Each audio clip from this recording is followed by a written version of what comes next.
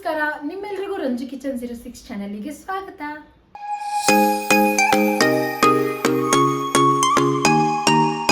So ಇವತ್ತಿನ ಈ ವಿಡಿಯೋದಲ್ಲಿ ನಾನು ಯಾವ ರೆಸಿಪಿ ಮಾಡ್ತಾ ಇದ್ದೀನಪ್ಪ ಅಂತಂದ್ರೆ, ನಾನು ಮೀನ್ ಸಾರನ್ನ ಮಾಡ್ತಾ ಇದ್ದೀನಿ. ಉತ್ತರ ಕರ್ನಾಟಕದ ಸ್ಟೈಲಲ್ಲಿ ಹಾಗೂ ಸಿಂಪಲ್ ಆಗಿ ಮೀನ್ ಸಾರನ್ನ ಹೇಗೆ ಮಾಡೋದು ಅಂತ ತೋರಿಸ್ಕೊಡ್ತೀನಿ.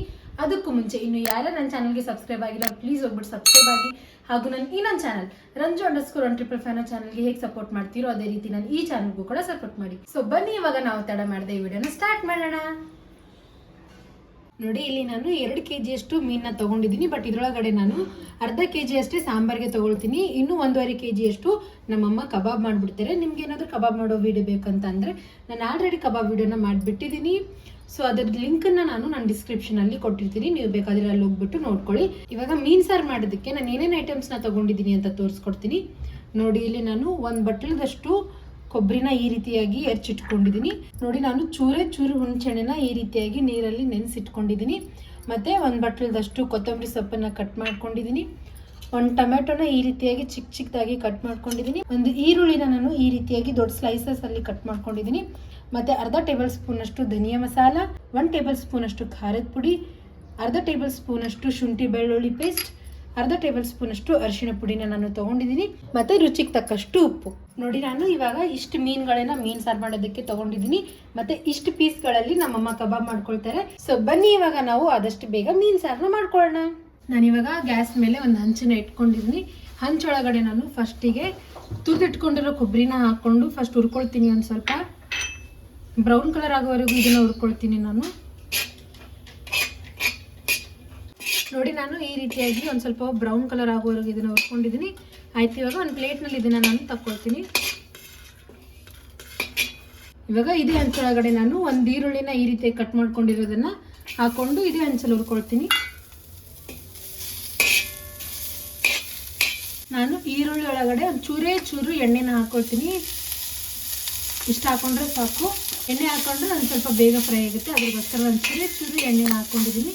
ಇವಾಗ ಇದನ್ನು ಒಂದು ಸ್ವಲ್ಪ ಹೊತ್ತು ಇದನ್ನು ಕೂಡ ಬ್ರೌನ್ ಆಗೋವರೆಗೂ ಫ್ರೈ ಮಾಡ್ಕೊಳ್ತೀನಿ. ನೋಡಿ, ಈ ರೀತಿಯಾಗಿ ನಾನು ಬ್ರೌನ್ ಕಲರ್ ಆಗೋವರೆಗೂ ಈರುಳ್ಳಿನ ಕೂಡ ಫ್ರೈ ಮಾಡ್ಕೊಂಡಿದ್ದೀನಿ. ಇವಾಗ ಇದನ್ನು ಒಂದು ಪ್ಲೇಟಲ್ಲಿ ತಗೊಳ್ತೀನಿ. ನಾನು ಅರ್ಧ ಟೊಮೆಟೊನ ಮಿಕ್ಸಿ ಹಾಕೊಳ್ಳೋದಕ್ಕೆ ತೊಗೊಂಡಿದ್ದೀನಿ. ಮತ್ತು ಅರ್ಧ ಟೊಮೆಟೊ ಆಮೇಲೆ ಸಾಂಬಾರು ಒಳಗಡೆ ಹಾಕೊಳ್ಳೋಕೆ ಇಟ್ಕೊಂಡಿದ್ದೀನಿ. ಮತ್ತು ಇವಾಗಷ್ಟೇ ಫ್ರೈ ಮಾಡ್ಕೊಂಡಿರೋ ಈರುಳ್ಳಿ ಮತ್ತು ಕೊಬ್ಬರಿ ಮತ್ತು ಒಂದು ಸ್ವಲ್ಪ ಹುಣಸೆಹಣ್ಣನ್ನ ನಾನು ಇವಾಗ ಇಷ್ಟು ಐಟಮ್ಸ್ನ ಸೇರಿ ಇವಾಗ ನಾನು ಮಿಕ್ಸಿ ಹಾಕ್ಕೊಂಡು ಬರ್ತೀನಿ. ಈ ರೀತಿಯಾಗಿ ನಾನು ನುಣ್ಣಗೆ ಪೇಸ್ಟನ್ನು ರುಬ್ಕೊಂಡಿದ್ದೀನಿ. ಇವಾಗ ಬನ್ನಿ ನಾವು ಮೀನು ಸಾರನ್ನ ಮಾಡ್ಕೊಳ್ಳೋಣ. ನಾನು ಕಡಾಯಿ ಒಳಗಡೆ ಒಂದು 4ರಿಂದ 5 ಟೇಬಲ್ ಸ್ಪೂನಷ್ಟು ಎಣ್ಣೆನ ಹಾಕೊಳ್ತೀನಿ. ಇವಾಗ ಎಣ್ಣೆ ಕಾದಿದೆ. ಇದರೊಳಗಡೆ ನಾನು ಮಿಕ್ಸಿ ಹಾಕೊಂಡು ಬಂದಿರೋ ಪೇಸ್ಟನ್ನ ಹಾಕೊಳ್ತೀನಿ. 1 minute later. ಈ ಮಸಾಲದ ಹಸಿ ವಾಸನೆ ಹೋಗೋವರೆಗೂ ನಾನು ಕುದಿಸ್ಕೊಂಡಿದ್ದೀನಿ. ಇವಾಗ ಇದರೊಳಗಡೆ ನಾನು ಆವಾಗಲೇ ಅರ್ಧ ಟೊಮೆಟೊನ ಉಳಿಸ್ಕೊಂಡಿದ್ನಲ್ಲ, ಅದನ್ನು ಹಾಕೊಳ್ತಾ ಇದ್ದೀನಿ. ಟೊಮೆಟೊ ಹಾಕೊಂಡ ನಂತರ ಇದನ್ನು ನೀಟಾಗಿ ಮಿಕ್ಸ್ ಮಾಡ್ಕೊಂಡ ನಂತರ ನಾನು ಇದರೊಳಗಡೆ ಎಲ್ಲ ಮಸಾಲೆ ಐಟಮ್ಸ್ನ ಹಾಕೊಳ್ತೀನಿ.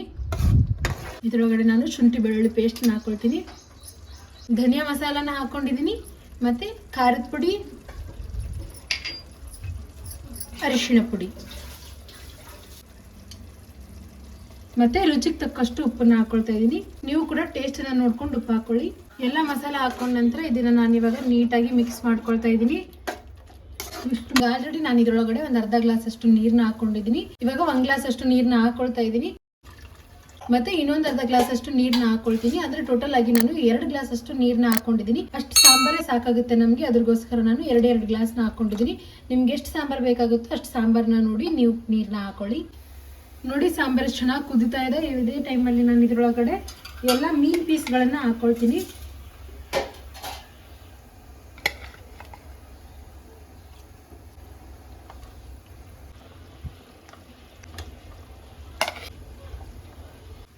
ನೋಡಿ, ಇವಾಗ ನಾನು ಎಲ್ಲ ಮೀನು ಪೀಸ್ಗಳನ್ನ ಫ್ಲಿಪ್ ಮಾಡ್ಕೊಳ್ತಾ ಇದ್ದೀನಿ.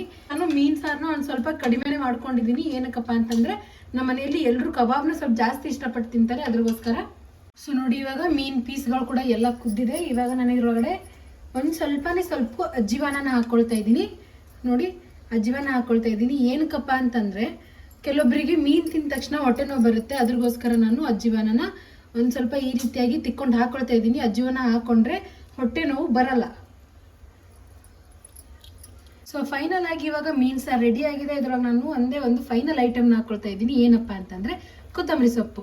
ಕೊತ್ತಂಬರಿ ಸೊಪ್ಪು ಹಾಕೊಂಡ ನಂತರ ಆಯ್ತು. ಇವಾಗ ಗ್ಯಾಸ್ ಆಫ್ ಮಾಡ್ಕೊಂಡ್ಬಿಟ್ಟು ಇವಾಗ ನಾನು ಇದನ್ನ ಸರ್ವ್ ಮಾಡ್ಕೊಳ್ತೀನಿ.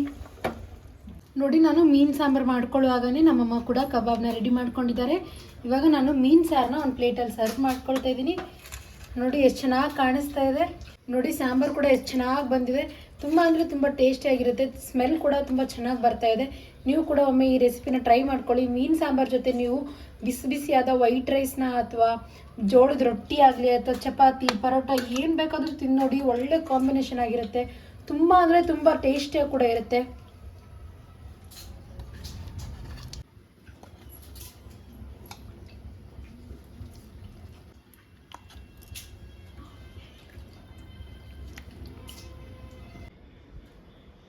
ಸೊ ಫೈನಲ್ ಇವಾಗ ಮೀನ್ ಸಾಂಬಾರ್ ರೆಡಿ ಆಯಿತು. ನೋಡಿದ್ರಲ್ಲ ಎಷ್ಟು ಈಸಿಯಾಗಿ ಹಾಗೂ ಉತ್ತರ ಕರ್ನಾಟಕ ಸ್ಟೈಲಲ್ಲಿ ಸಿಂಪಲ್ ಆಗಿ ನಾವು ಮೀನ್ ಸಾಂಬಾರನ್ನ ಮಾಡ್ಕೋಬಹುದು.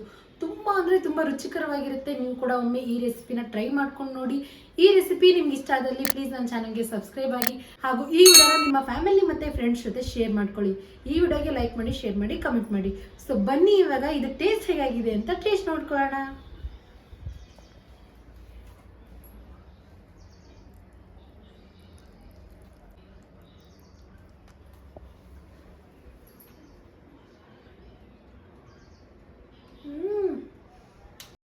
ಮೀನ್ ಸಾಂಬಾರಂತೂ ತುಂಬಾ ಅಂದ್ರೆ ತುಂಬಾ ಟೇಸ್ಟಿ ಆಗಿದೆ. ನೀವು ಕೂಡ ಒಮ್ಮೆ ಈ ರೆಸಿಪಿನ ಟ್ರೈ ಮಾಡ್ಕೊಳ್ಳಿ. ಕಬಾಬ್ ಕೂಡ ತುಂಬಾ ಅಂದ್ರೆ ತುಂಬಾ ಟೇಸ್ಟಿ ಆಗಿದೆ. ನೀವು ಕೂಡ ಕಬಾಬ್ ರೆಸಿಪಿನ ಒಮ್ಮೆ ಟ್ರೈ ಮಾಡ್ಕೊಳ್ಳಿ. ಕಬಾಬ್ ವಿಡಿಯೋ ಲಿಂಕ್ ನಾನು ನನ್ನ ಡಿಸ್ಕ್ರಿಪ್ಷನ್ ಅಲ್ಲಿ ಕೊಟ್ಟಿರ್ತೀನಿ. ನೀವು ಅಲ್ಲಿ ಹೋಗ್ಬಿಟ್ಟು ನೋಡ್ಕೊಳ್ಳಿ. ತುಂಬಾ ಅಂದ್ರೆ ತುಂಬಾ ಟೇಸ್ಟ್ ಆಗಿದೆ ಕಬಾಬ್ ಕೂಡ. ಒಮ್ಮೆ ಕಬಾಬ್ ನೀವು ಕೂಡ ಟ್ರೈ ಮಾಡ್ಕೊಳ್ಳಿ. Thanks for watching.